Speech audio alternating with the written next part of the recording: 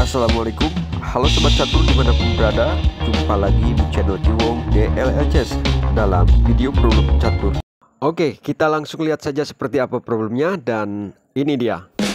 Iya, problemnya seperti ini. Silahkan perhatikan untuk posisi buah putih dan buah hitam. Untuk posisi buah putih, rajanya berada di G6, menteri di E4, lalu sepasang benteng masing-masing berada di pojok, yaitu pojok A1 dan pojok atas H8. Nah, kedua benteng ini sedang berhadapan dengan benteng hitam yang begitu rapat ya, melindungi raja hitam. Seperti yang Anda lihat, untuk posisi hitam rajanya berada di pojok A8, dilindungi oleh dua buah benteng A7 dan B8, ditambah dengan sebuah pion berada di B7. Nah, untuk memecahkan problem ini targetnya adalah 2 langkah mat. Masalah tingkat kesulitannya tergantung kemampuan skill catur Anda ya. Bila lebih cepat memecahkannya itu lebih baik, dan tentunya Anda pun pecatur yang hebat. Bila berpikirnya lebih lama untuk memecahkan problem catur ini, apalagi sampai videonya habis Anda belum bisa memecahkannya juga, berarti problem ini termasuk sulit buat Anda. Namun diusahakan problem ini pecah dalam 2 menit. Anggap saja dalam catur ini Anda sedang menang kualitas, menang posisi, namun waktu Anda tinggal 2 menit. Begitu saja ya.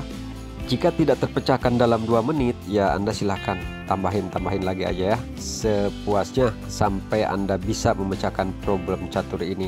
Tidak mengapa, namun bila terpecahkan di dalam 2 menit atau di bawah 1 menit malah itu lebih bagus. Anggap saja ini sedang latihan, challenge ya, tantangan buat pecatur dengan waktu 2 menit. Kira-kira bisa apa enggak? Jika bisa terpecahkan, berarti pengamatan Anda jeli dan bisa membaca dengan cepat arah yang tepat. Itu artinya kemahiran catur Anda sangat bagus.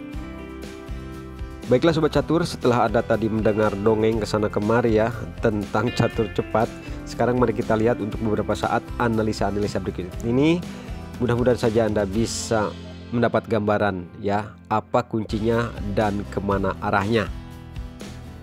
Oh ya Sobat Catur, buat yang belum subscribe silahkan di subscribe dulu ya. Bila Anda suka dengan konten ini silahkan Anda like, dan kalau ada yang perlu di komen ya silahkan komen ya. Bagikan kepada teman-teman buat berkumpul di depan pos ronda, di rumah, di teras, atau di mana saja berkumpul dengan keluarga dan teman-teman untuk memecahkan problem catur ini. Oke Sobat Catur, saya mengucapkan selamat buat Anda yang sudah bisa memecahkannya ya, karena tadi waktu berpikir sudah ditambahin. Dan bila Anda bisa memecahkannya, oke, Anda jempol ya, dan catur Anda sungguh memang bagus. Oke, mengawali analisa pertama kita coba benteng H8 memakan benteng B8.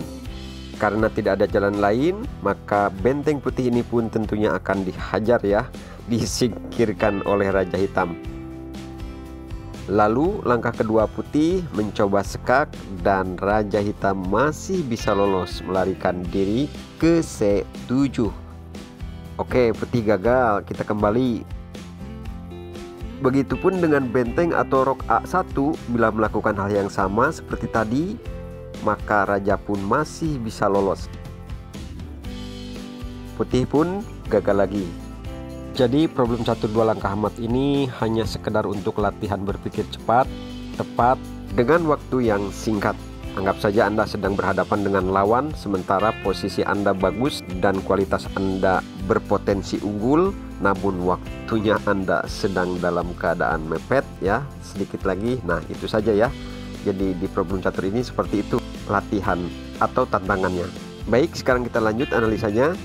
Sekarang di langkah pertama kita coba memulai dengan menteri. Tadi benteng A1 dan A8 sudah dicoba ya. Ya, kita coba menteri naik 1 langkah ke E5. Kalau benteng hitam memakan benteng putih H8, ini mat dalam 2 langkah oleh menteri ya, dimakan lagi bentengnya. Jadi ini cara yang salah buat hitam ketika mengantisipasinya ya, bukan itu langkah terbaiknya buat hitam. Itu juga misalnya kalau benteng 8 melakukan sekak, atau misalnya kemana saja melangkahnya. C8 ke D8 ke F8 ataupun misalnya sekak ke G8, ini tetap akan dimakan oleh benteng dan langsung skakmat di langkah kedua. Ini juga cara yang salah buat hitam. Begitu juga hitam apabila mengantisipasi dengan memakan benteng A1, maka ini pun akan dimakan sama menteri yang sudah di langkah pertama ke E5. Nah, itu juga cara yang salah buat hitam ya. Oke, sekarang kita kembali. Setelah langkah pertama menteri ke E5, bagaimana kalau pion hitam yang maju selangkah atau 2 langkah ini tetap akan mat ya, karena benteng sudah tidak bisa menolong menghalangi menteri putih yang sedang skak turun 1 langkah ke E4. Baik benteng hitam A7 maupun benteng hitam A8 tidak bisa menutup menteri skak ya, karena sedang dipin dua-duanya oleh benteng A8 maupun dengan benteng H8. Ini pun cara antisipasi yang salah ya dari hitam. Sebenarnya bukan itu yang harus dijalankan, tetapi yang harus dijalankan adalah benteng hitam A7 ke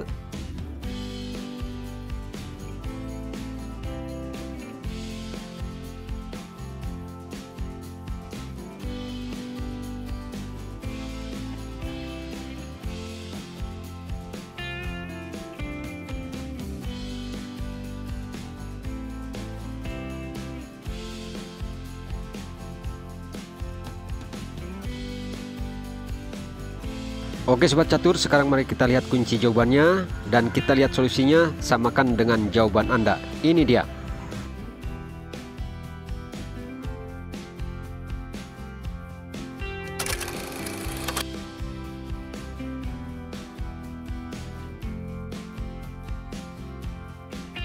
Iya, kuncinya menteri ke H1.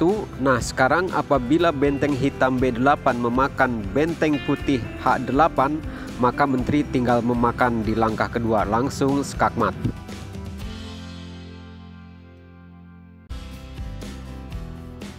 Begitu juga dengan benteng hitam A7, apabila memakan benteng putih A1, maka ini menteri lagi yang akan melakukan skakmat di langkah kedua dengan memakan benteng hitam di A1.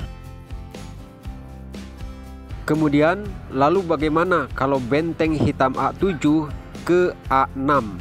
Nah, ini tinggal dimakan saja ya oleh benteng A1. Pion hitam yang berada di B7 tidak bisa memakannya karena sedang kena fin, kena garpu oleh menteri. Nah, seperti itu ya. Jadi menteri ke A1 itu ada 2 fungsi ya, 2 tujuan, yaitu melindungi benteng yang berada di A1 dan H8 ya, nantinya kalau dimakan oleh benteng, dan keduanya adalah tetap mengepin ya, menggarpu pion yang berada di B7. Nah, jadi seperti inilah raja hitam matinya dalam 2 langkah mat.